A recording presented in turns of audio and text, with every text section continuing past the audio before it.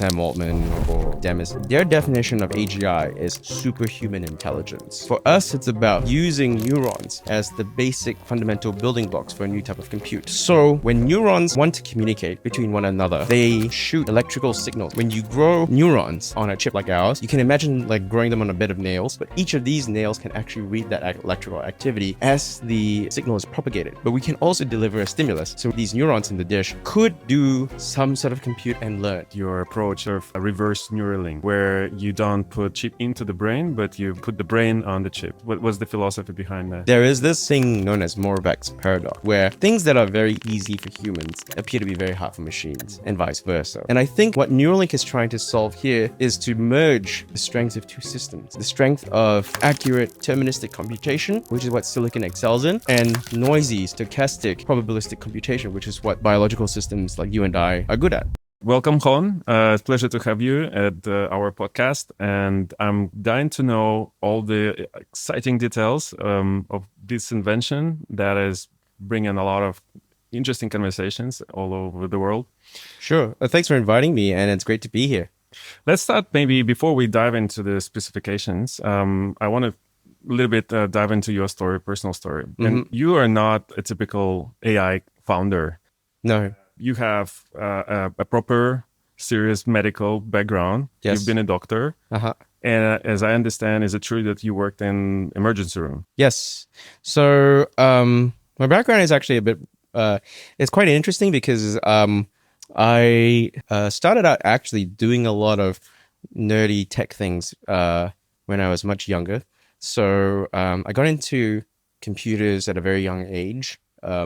I had my first PC when I was about 7, and I used to get in trouble all the time because I used to take apart the PC and try to put it back together. Unfortunately, I wasn't very good at that, and most of the time I ended up breaking the machine, and I get into trouble for that. But some of the best ways to learn about how machines work is to disassemble and put them back again. I was just about to say you loved programming, but maybe Asian parents ask you to go to be a doctor. There was probably a reason as well. Yeah. And I ended up doing medicine at the University of Melbourne. Really quite enjoyed it as well. However, I had split my passions between those two. You chose to apply a completely different technique in training your chip. So my final year of med school, I went back to my clinical fellowship at neonatology. And this friend of mine who helped me set up the Xbox said, hey, you should enter into this Microsoft Imagine Cup competition, because he's like, you're a med student, you have probably a good health application idea. These usually win. And yeah, you have a high chance of winning a trip somewhere and some money. So I thought about it and I was like, maybe not, maybe I won't do it. But then I got back to Australia, and one of my final units before graduating was a unit in pediatric global health. And what was quite interesting was that I learned, and I'm not sure if it's still the same statistics now as it was back then in 2011 or 12, that childhood pneumonia was one of the largest killer of children under the age of 5 in the developing world. And it's actually very well treated if you can identify the symptoms very early on. And so I just came up with this idea of, well, one of the ways we diagnose pneumonia early on is through respiratory rate. And one way of doing respiratory rate is just to listen with a stethoscope. If we could listen to the chest with an automated stethoscope and automatically count that respiratory rate, could we A, eliminate the inter-observer reliability problem, and B, automate diagnostics for high respiratory or tachypnea in order to intervene early with antibiotics or not to save the child's life. So this idea was born. I pitched that idea as part of the Imagine Cup and actually won a $75,000 grant from Microsoft.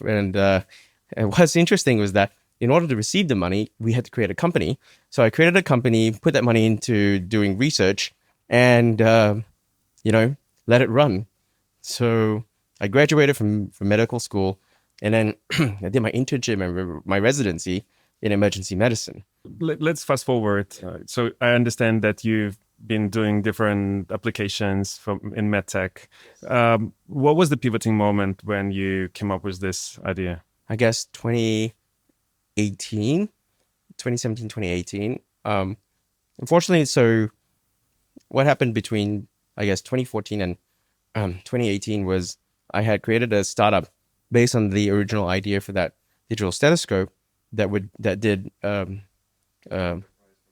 exactly. So some of that prize money went into doing the research. But along the way, a lot of parents were asking, this very janky looking prototype device, how much did it cost and where can they buy it from? To the point where I followed one of my research nurses and I was like talking to the parents and asking them, so why are you interested in this? And they were telling us, oh, well, we live out in the bush in Australia, which is a really big country, and it takes, 3 hours by plane to get to the Royal Children's Hospital for a clinician to put the stethoscope on, listen to the chest for 5 minutes, and that's it. So we spent all that time coming down for that. Mind you, this was in 2014, before telemedicine was a thing, before COVID, right? And so I created a startup based around that, was able to raise $5 million US from a mixture of investors in the Bay Area, and built a company, got FDA CE approval, and tried to get these products into market. Now, however, this was, again, too early for its time, where it was really hard to get traction beyond the B2C market. We started to sell beyond consumers to B2B markets, where we would partner up with employee health programs. That gave us a little bit more growth, but not enough. But the final stage was we put all our eggs in one basket and partnered with a subsidiary from Intel to sell to the VA, the Veterans Administration. And we thought we had won it in 2016. We were like, this is great. We now have enough cash to take us to the next level. Unfortunately, what happened in 2016 was that Trump was elected. And, it's funny because I thought that this was like a once-off occurrence, right? Where budgets would get frozen because of proposed legislation change. And so what happened, it was a prelude to what's really happening right now in a lot of agencies in the United States, where because Trump had threatened to tear up Obamacare and replace it with Trumpcare, a lot of the people, particularly in the VA and other health administrations, were very risk averse and didn't want to spend the discretionary expenditure funds because they had no idea where the funding was going to come from next year. So when I asked for the PO, hey, when are you guys going to submit that in so we can deliver the product? They said, sorry, that's frozen until we get some confirmation. So flying in a holding pattern and burning runway was not particularly that great a feeling. So I closed up that business in 2018, exited that, but I had a whole ton of data sitting on my hands. And I wanted to do something back in machine learning and AI again with that data set. So you had to close your startup. Correct. Yes. And write off losses. Yes. But you have the data that you thought could be useful. Correct. And that's where you started to prototype. That's something that became something like that. That was the first what we call AI 1.0 boom, known as the convolutional neural net for X startup boom, where I think the best parody of that was in Silicon Valley, right? Hot dog or not hot dog, right? It was to the point where everyone was creating one of these like image recognition applications. Now, I could have gone down that path and done one of those things, but my co-founder and I knew that if we had done that, it was only a matter of time before we would be killed by big tech, right? Because in order for these kind of startups to succeed, you need a lot of data, and no one has more data than big tech. So that forced me to go back into the literature to do a little bit more research to try and figure out newer ideas. Along the way, I read a paper written by Sir Demis Sabas from DeepMind, which calls for the machine learning and AI community to return to our roots in neuroscience, right? Because that's where initially all our discoveries were made. So I literally took that advice to heart, and I went to the University of Melbourne's neuroscience department called the Florey Institute for Neuroscience, and I asked researchers there what is exciting in their space, and if they wanted to partner to do some research work. They had told me that they had a machine called a multi-electrode array, where they could grow neurons on the chip and read electrical activity and simulate them.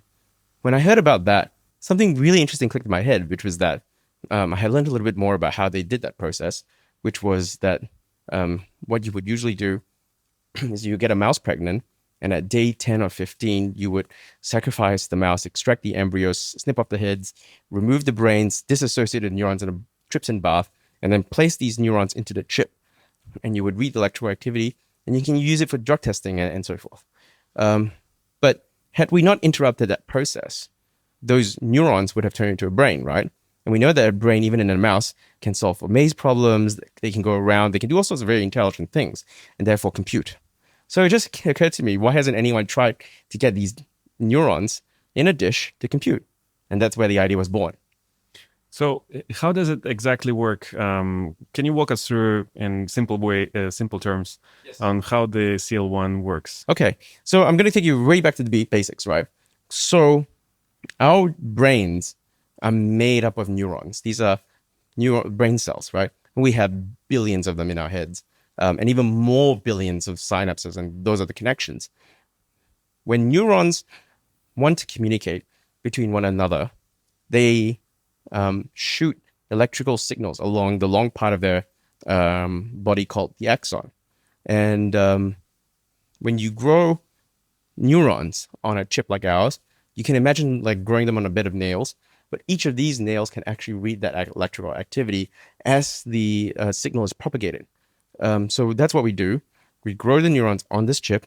We can read that activity when a neuron is spiking, but we can also deliver a stimulus. So rather than wait for a neuron to actually receive a stimulus from another one, we can provide the stimulus as though another one was telling the neuron that something had happened. So we now have read-write access to something that would have turned into brain.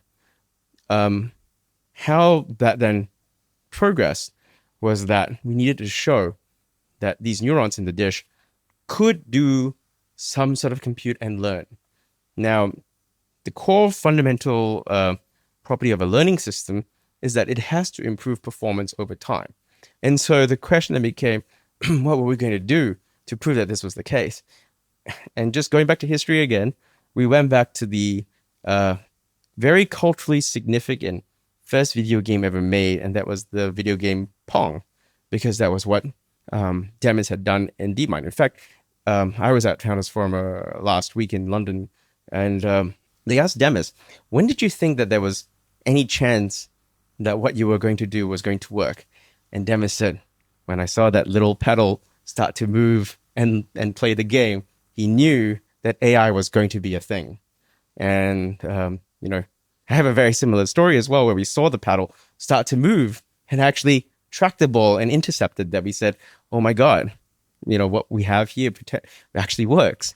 So we put these neurons into that system. We connect it to a computer program. We read the electrical activity from the neurons that's interpreted by the computer program as moving the paddle up or down. And then we also feed information on where the ball is in relationship to the paddle, the X and Y axis. And that gets fed back into the neurons in a sensory region. So you have this closed loop between a simulated computer environment and the neurons.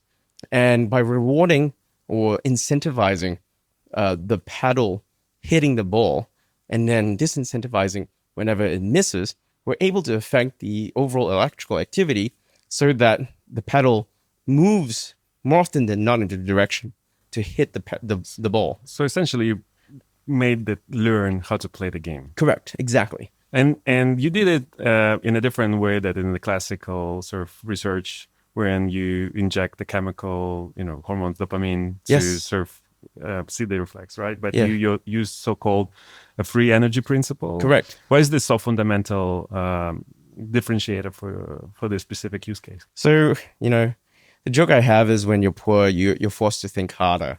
And the easy way would have just been to do what's called caged dopamine, right? So there are ways where you can actually take a dopamine molecule and cage it with a particular type of protein that you can then give and introduce to neurons, and using UV light or something, you can actually break that out and give dopamine to the neurons. Now, that's very expensive. And how we got started actually was we got a $1 million investment from Blackbird Ventures, which is one of the venture funds in Australia, just based on the idea. I told Nikki Skivak, who's the founding partner at Blackbird, about this, and he's like, "Oh, this sounds very sci-fi. Here, take $1 million and see how far you get with this stuff." And we were able to put a lab together and buy some equipment. By the time I had done all of that, I only had 500,000 Australian dollars left, and so we had to try to stretch that for as long as we could.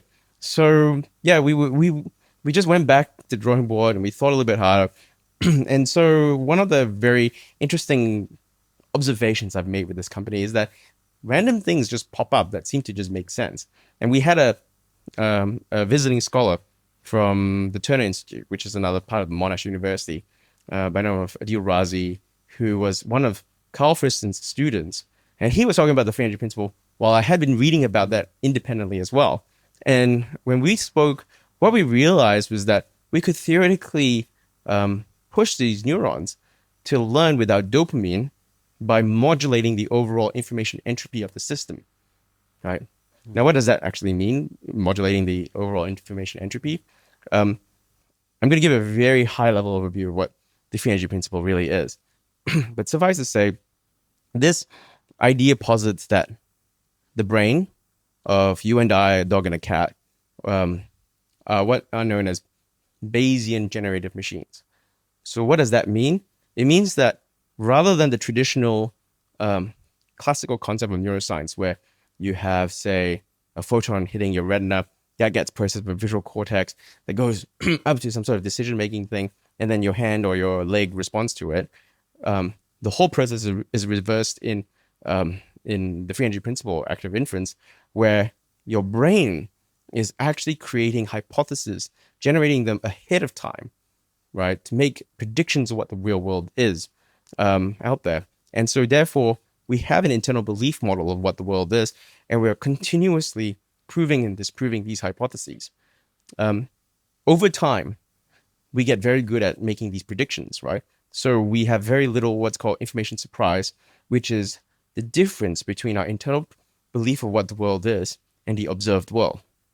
So it's essentially structure versus kind of chaos. Correct. In a way. Exactly. And so if that is a property of what these neurons are trying to do, then it made sense for us that if we give a neuron or a group of neurons a predictable signal to very predictable locations, that would actually be very beneficial as opposed to unpredictable signal, because that would increase the overall information entropy. And essentially, that worked. That helped you to save money at first, yes, but also open the new sort of opportunities for the training. Correct. And unlike, say, I also understand your principle is to iterate, fail, redo it again, which is very different from a typical approach, especially in AI world, where you basically scale brutally at any cost. Can you maybe elaborate a little bit on this? Yeah, I think, for us, again, it is a matter of also trying to do good science, right? You want to iterate, you want to actually also gather enough evidence to prove your observations. So I think in machine learning and AI, well, there's a lot of that as well. The issue is that they don't actually report, say, the number of failed attempts, right? A lot of very successful papers hide the fact that a lot of blood, sweat, and tears were shed in the making and the selection of the hyperparameters, right? I mean, the joke at NeurIPS is that GSD doesn't stand for gradient stochastic descent. It actually stands for grad student descent, right? Because that's where they use the grad students to continuously tweak the hyperparameters. And once that works, they just publish it and say, here, this is state of the art with 0.05 like increased performance with the last model. So I think to say that it's much different from machine learning land gives it a little bit of disservice, because I think they do a lot of very hard work. It's just in the culture of computer science and machine learning that we don't actually report that. The reason is because once you hit on a set of weights that work, we usually freeze them and we publish them on GitHub or Hugging Face or something like that. In your work, you brilliantly described your approach as sort of reverse neuraling. Yes. Where you don't put a chip into the brain, but you put the brain on the chip. Correct. And I assume that also helped you somehow sort of avoid of this ethical pitfalls associated with the approach of putting something into your in the brain. But can you a little bit share with what was the philosophy behind that? There is this thing known as Moravec's paradox. I'm not sure if you've heard of it, but it's a common thing in robotics where things that are very easy for humans appear to be very hard for machines, and vice versa, right? So, for instance, um, for us to make a cup of tea in a new location, it's quite simple, right? We go into the cupboard, we look for a cup, then we look for where the tea is, and then we put it in there. We boil some water and do all that stuff. Very easy for us to do. For a robot or a machine, very, very difficult, right? But the inverse can also be said, where, for instance, the square root of a very large number, a calculator can solve that really quickly. Whereas for us, it takes a long time to work through that problem. And I think what Neuralink is trying to solve here is to merge, right, the strengths of two systems: deterministic computation, which is what silicon excels in, and noisy, stochastic, probabilistic computation, which is what biological systems like you and I are good at. Now, there is a significant trade-off, though. If you want to get a Neuralink system, you'd have to crack open the skull, or in some cases, like in less invasive ones, you'd have to put a intravascular stent.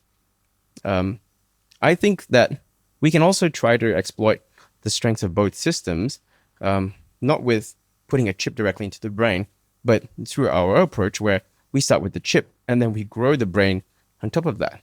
And we're starting to see properties emerge that mimic the way we process information, and the benefits.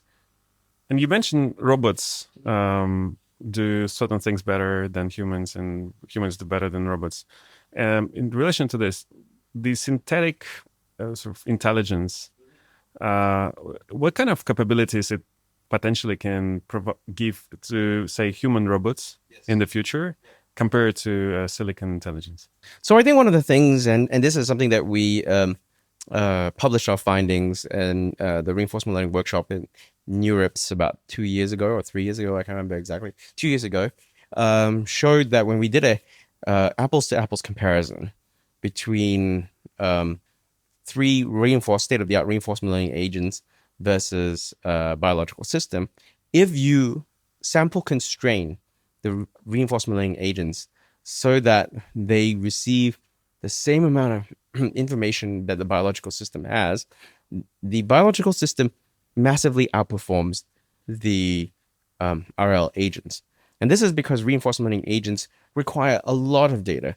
And oftentimes when we train them, we're training them in simulations that speed up time 200, 300 times faster than real time with 400 or 500 virtual instances. We think that the property of these biological systems using much less data, learning in an online fashion, could potentially lead rise to autonomous systems that can operate in the real world where there's actually a sparsity of information coming in, right? And the fact that, you have to preserve a physical embodiment means that you actually have to get your training done once and correctly the first time.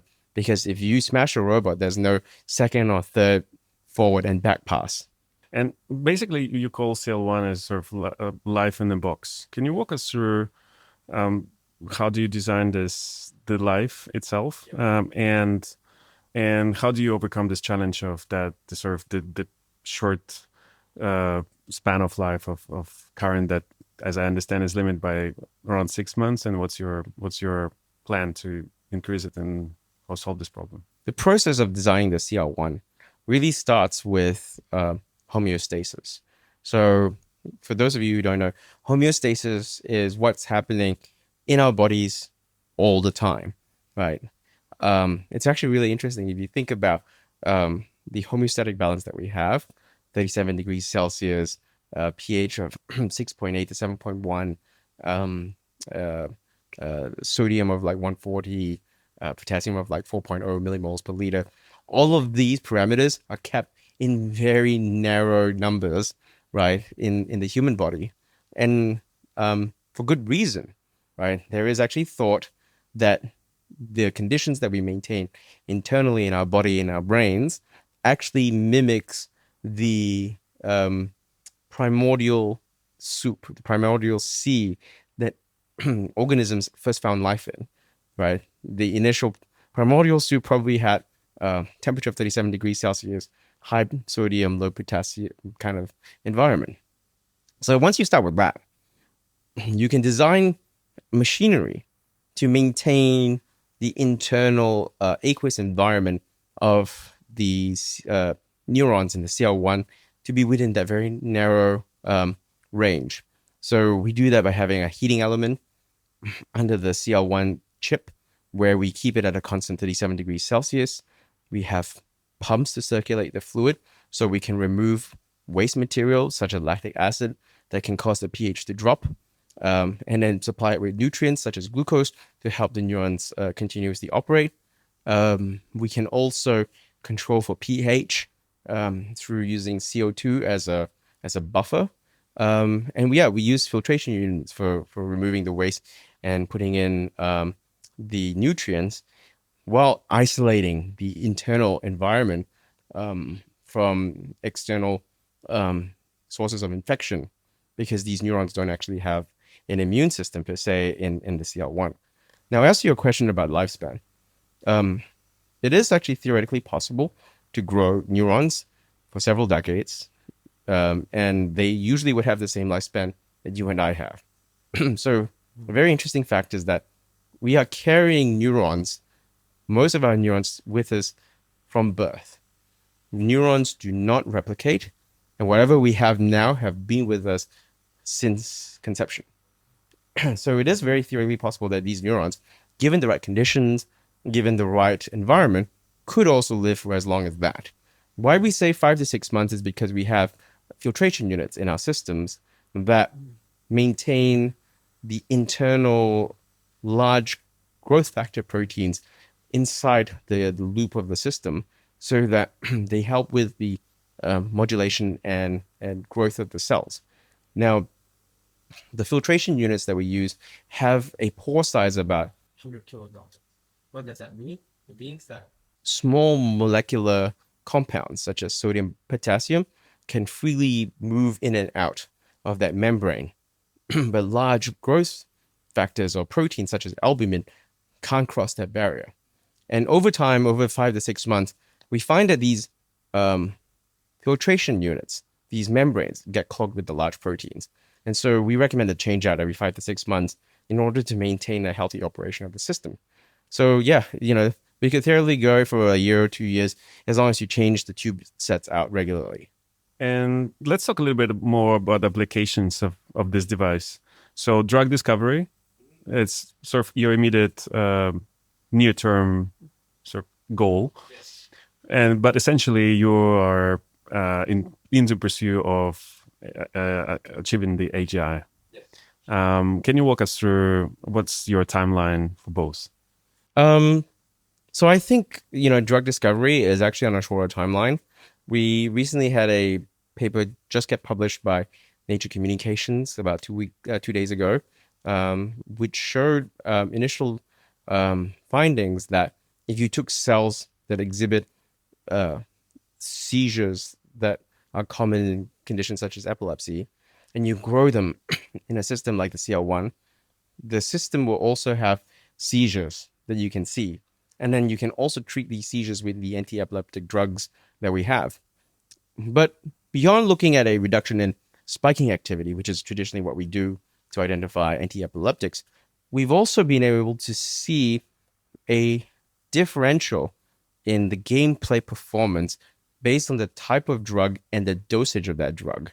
So that gives us, I think, a significantly more interesting insight into what are the cognitive side effects for these compounds, right? And I think, this could be exploited in the very near term for discovering novel compounds that potentially can lead to treatments in epilepsy or Parkinson's and so forth. But also, given that the cells that we use are grown from adult donors, it's not unforeseeable in the future where we could look at a more personalized medicine angle where I could take some of your blood and I could grow some of your stem cells and your neurons in the machine and test the drugs on it to get a more personalized response that would be tailored specifically for you rather than at a population level. So essentially, if you, in your example with epilepsy, if there is a patient with the drug resistance Yes. issues, in potentially you could grow from his stem cells, Yes. the neurons, and then the test the drugs and Yes. different compounds and see if this can help to really create a customized treatment. Absolutely. So yeah, we go from a serial testing phase to become a parallel testing phase because we can grow multiple copies of your neurons and test them all in parallel. So this pharmaceutical sort of application and potential and opportunities in multi-billion-dollar industry sort of gives you a more foundation to pursue a bigger goal of achieving AGI. Yes. What's your vision and what's your timeline for that? It's hard to actually pinpoint a time frame, but I would really like to see sparks of that within the next 5 years. And I think we also have to be very careful about what we define by AGI, right? And I think, as far as I can tell, there is so much dispute about what it means that the only thing we all agree upon in the machine learning AI space is that we don't agree on what the definition is. So if you ask somebody like Sam Altman or somebody else like maybe Demis, their definition of AGI is superhuman intelligence. Jan LeCun actually has a slightly different definition that I kind of more like to adhere to, right? Which is that AGI entails systems that have the ability to do planning, to have intuitive physics, essentially operate in the real world. Now, we haven't seen much in terms of the Transformers doing that. So I think that this technology has a real shot at getting there first, given the properties I talked about, where there's an online learning phase with very high data efficiency, that we probably could get there maybe in, like, I guess, 5 to 10 years. But then again, it really depends on the community coming on board to help research ideas, right, on how to actually get these things to potentially exhibit the qualities of AGI.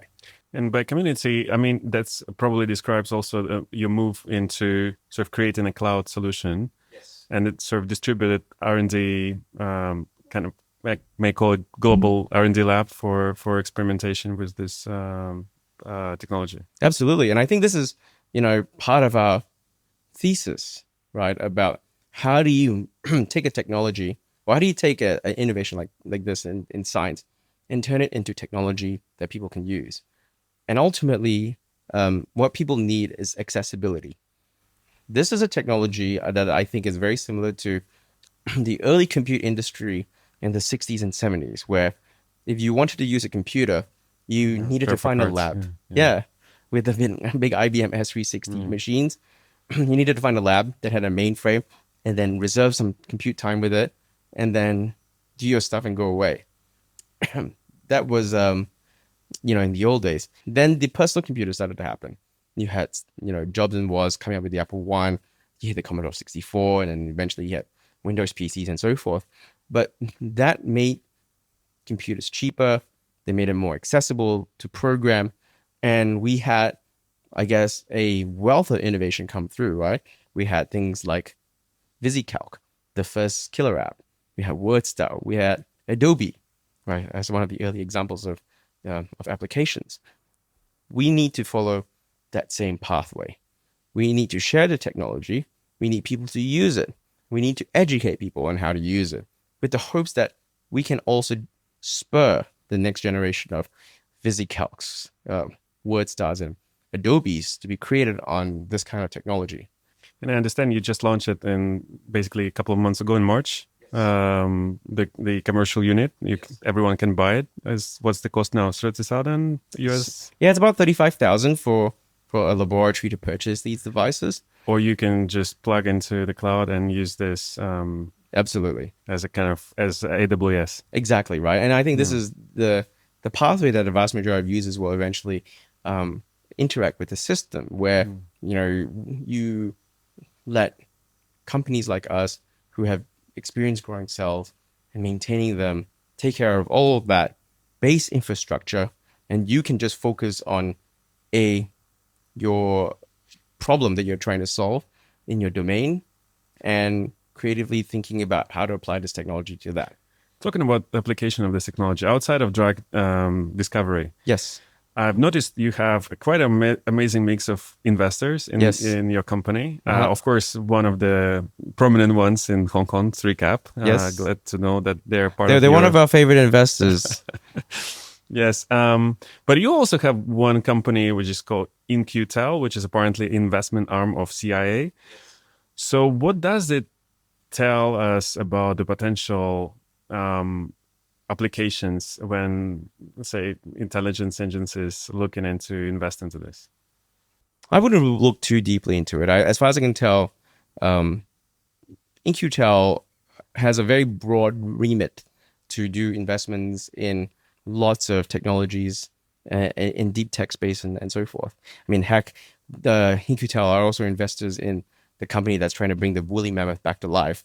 How that works, what's their alignment, I'm not quite sure. But as far as I can tell, what they do is they invest in these very early technologies in order to get insight into understanding where the future of this technology could go. Now, I think that there is significant power and maybe responsibility comes with a technology that could lead to advanced autonomy, particularly in robotics and drones, right? And I think this is something why companies such as Intel and so forth are watching this space, right? And what better way to watch the space than to be an investor, so you can understand what happens internally and plan for the future that way. When it comes to, I think you back in 2022, Mhm. you published your work Yes. where you used the word sentience, Yes. which obviously provoked a lot of conversations Mhm. and debates. Mhm. Was it deliberate? Was it kind of your standpoint you want to put the flag on and say, let's discuss this openly? Actually, to be fair, I mean, quite a few years have passed now, so I think I can talk about this. It wasn't actually really us who put the sentience word in it. It was actually Carl, because he's the last author of the paper. And then, we were still relatively young and experienced. We're like, "Are you sure about this, Carl?" I was like, "Yeah, no problems. I define it in my paper." So, in many cases, it's actually okay because when Carl used the word sentience, he actually cites and refers back to his early definition of anything that really has a stimulus response, right? And I think that's really important to understand that there is actually no agreed upon nomenclature to talk about this very important ethical question.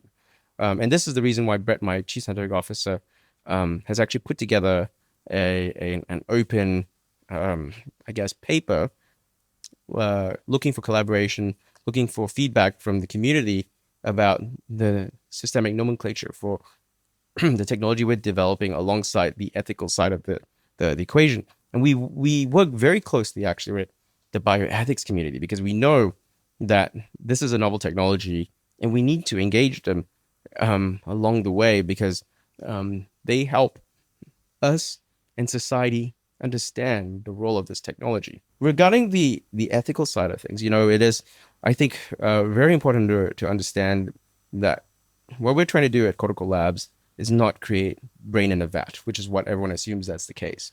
There are significant, potentially, I think, ethical concerns that come from that, particularly in the organoid research space, where some people claim that they can see EEG waveforms that are equivalent to early embryos and organoids and so forth, which I think is a little bit irresponsible to make these crazy and bold claims. But that's their purview. For us, it's about using neurons as the basic fundamental building blocks for a new type of compute, right? We know that these neurons are doing some very phenomenal noisy processing, that this is some sort of you could almost call it like an evolutionary prior that we've inherited. And so the goal really is to exploit that into thinking computational machines without the baggage of having to create something that is conscious. Because, philosophically, creating conscious systems can theoretically lead to creating systems that can suffer. And I think this is one of those, pink lines that we need to understand where it is and, how red or pink it actually is. The reason why I say it's a pink line here is because I don't want to rule this out because we never know what the future holds for us. And questions may arise. For instance, if, let's say, in order to solve for a problem like dementia, we may need to create conscious or semi-conscious systems, because the loss of cognition that comes with dementia may actually be a conscious phenomenon. Now, then the question then is posed back to society that needs to be asked, which is it worthwhile for us to create conscious systems to test for medications that could then alleviate suffering for millions of people? And I think that's a very big, open, bioethical question. But, I think we have seen technologies in the past that have actually crossed those thresholds and have been very much more widely accepted. So, for instance, an example of that would be IVF treatment, which was, I think, developed in the 60s and 70s, had a significant pushback from the conservative religious right. Over time, we as a society have grown to accept, and in some countries are now actually publicly funding IVF treatments, right? Because we have, as a society, seen the number of very many happy families that have been created through this technology, and we no longer fear that, because we also understand how to very responsibly use this technology. So I think this is the same thing with our technology as well. It's going to take some time. It's going to take conversations, stakeholders, and hopefully, we'll be able to navigate these waters. And when it comes to, if we put the sentience or conscience aside, a sort of element of identity. If I'm using my stem cells to grow my neurons on this machine, then who owns the sort of learning data that these neurons will be able to produce? Oh, that's I think you're opening some very deep questions here, Anton. We haven't really thought much about this, but I particularly would have thought that you have them on the cloud, right? Yes. So, well, essentially, I think it really depends on the person, and whether they are able to donate their neurons for science, and maybe they can be used for good, for that sense. Like, it is a very interesting question you raise. I personally have donated my cells for the company, and we will be using some of my cells for the compute. I don't claim any IP or any learnings from that, because I think it's very important that people feel a sense of ownership from their own creations. Not to say that the cells are not my creation, but I think there's a greater good to be had when people experiment with these systems and they find truly novel applications with this, and they're able to they're able to own this, which means that they can take this, create startups, create viable businesses that improve society and the conditions of humanity going forward. I'm just curious, the donor, how much the quality of donor affects the computational capabilities. Like, I'm not really confident about mine, but so it's a good question, and something that we actually haven't really looked into it yet, because for the vast majority of our experiments, we actually try to reduce the variability that comes with different donors, right? So we usually try to stick with one type of cell when we do our experiments, reduces confounders from that. But having said that, we have seen between cells coming from the same donor some level of variance. Now, this opens a very interesting question. Why is there variance? Why are some cells better than others, even though they are genotypically identical? And even though we try to control for many other factors, it could very well be that differences in performance may be a factor of epigenetic and protein expression. So something that we are very keen to look into, or somebody else maybe can look into when they have more funding and time, is could we cluster high-performing cells versus low-performing cells and work backwards to say, what is the difference in the gene expression between the high and low-performing cells? And if you do identify the gene expression differences, could you come up with mRNA therapeutics that would be administered to the low-performing cells to see if you can improve their performance? Because that would be pretty cool, right? If we had an mRNA therapy that could instantaneously give us all 5 to 10% extra cognitive performance. I would think that would be like a super super coffee for the morning. Interesting. And you just mentioned before we started to talk, you got a call from NASA. Can you tell me what's Oh this all yeah, I about? mean it's still very early days. I'm not quite certain what the mission is, but we actually have previously talked with not NASA, but their colleagues at the European Space Agency (ESA). Um, Turns out there's a very large astrobiology group of researchers out there, and one of the big questions that they have is how do in vitro neurons fare in zero gravity space, right? A lot of the phenomena of life actually depends on gravity. Mm. And as a larger organism, we know that eventually your body fails in space, right? Because you don't have that gravity. So the question becomes, what happens to these neurons if they operate normally? If they don't operate normally, what happens there? All big unanswered questions.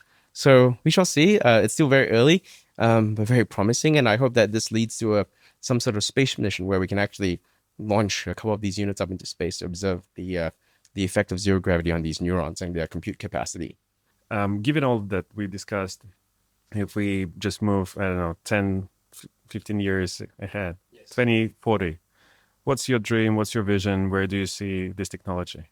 Yeah, so I think, it's I think what motivates me the most is actually legacy, right? What I really want to see are 10 very successful companies and startups that emerge from using our technology to address very many diverse verticals from health, personalized medicine, maybe to gaming, to maybe even the crypto space, to autonomy through robotics, and maybe who knows AGI, right? These are all, I think, huge successes if we can get even one or two of these things going, and hopefully we can actually support these companies with our technology and improve that along the way.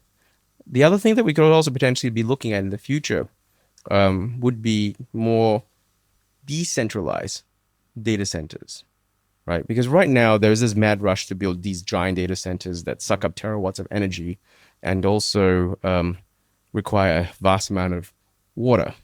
Now, one thing you'll notice is that none of these data centers are close to any residential areas, right? Because of the size and the scope of these systems.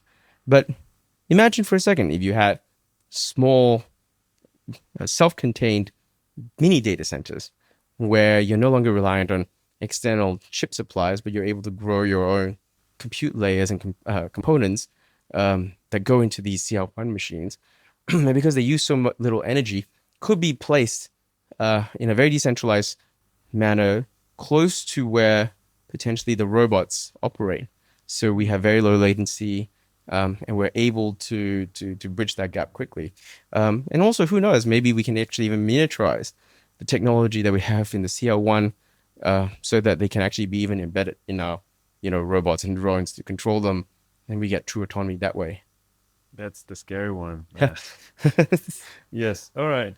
So, Hon, can you walk me through what is this device? Yeah. So this is actually a CL1 device. It's a fully functioning unit.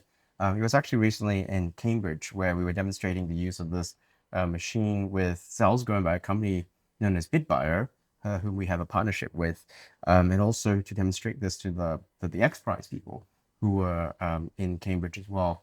But I'll give you an explanation of what it actually is. So what we have here is a touchscreen interface that shows the vital information of the internal environment and state of the neurons. We can open the top here and we can open up this latch. And this is essentially where the neurons would sit. So unfortunately, I don't have the chip with me here today, but we grow neurons in a glass chip that has electrodes, very tiny microscopic electrodes that radiate to the periphery, the external part of the chip.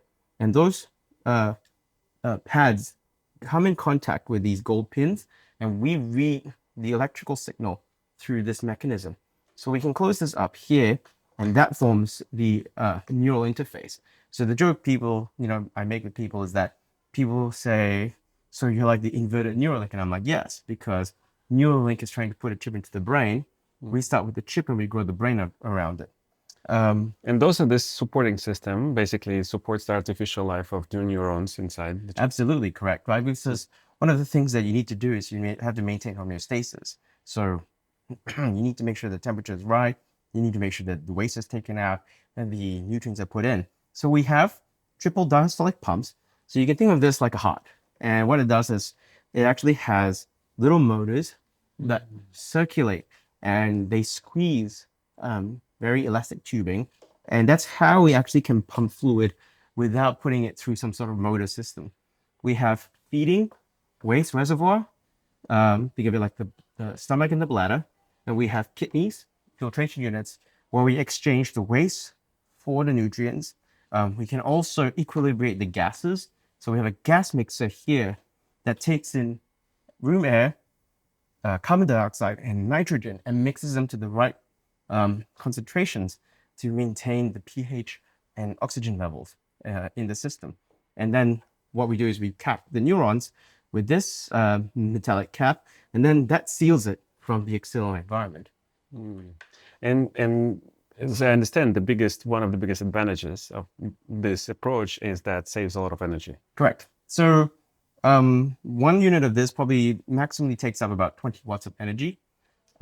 We built server rack cabinets that have 30 units, all powered by a single 1000 watt power supply unit. So it's very power efficient. It also generates almost no heat.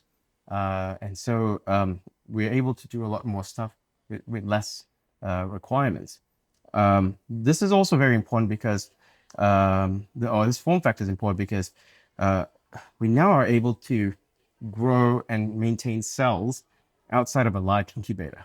And so this allows for deployment outside of a laboratory environment, should you wish to do so, but also scale the process where previously growing maybe 20, 30 cells would be, 20 or 30 different types of cells would be a painstaking and laborious task. We wanted to make sure that you could scale this to hundreds of cells. And so we've designed a system that allows for that. Fantastic. And so this device currently needs the computer in order to get access to the interface that would allow you to basically use the computing power of the chip. Yes. It's embedded in the system. We actually have a motherboard in the base of the unit you can't see, but we have a quad-core A53 chip alongside an FPGA module with 150,000 lookup tables. And we use that FPGA for very low latency communication I/O. And what kind of task it can perform at the moment? So you can play simple games like Pong. We have also done very other simple games like the Chrome jumping dinosaur game. Alongside that, we're also trying to answer the hard question of how do you take digital information and turn it into an analog signal of voltage and current that the neurons understand and feed them in so that they can understand and we can electrical code information. signal. Exactly. So like our brain works. Exactly. So we're starting with MNIST, which is the handwritten digit database. It was also previously known as the Hello World of AI. And so we're about to, about an 80% accuracy right now. We're looking to try to get to 95 to 97%, which is your current state of the art with convolutional neural network techniques. But yeah, we're working on that at the moment. We don't have enough data to publish it, but it's looking quite promising right now. Thank you, Hon. It was a pleasure talking to you. It was very interesting, and wish you all the best in pursuing your dream with the CL1. Thank you very much. Thanks for having me on the show.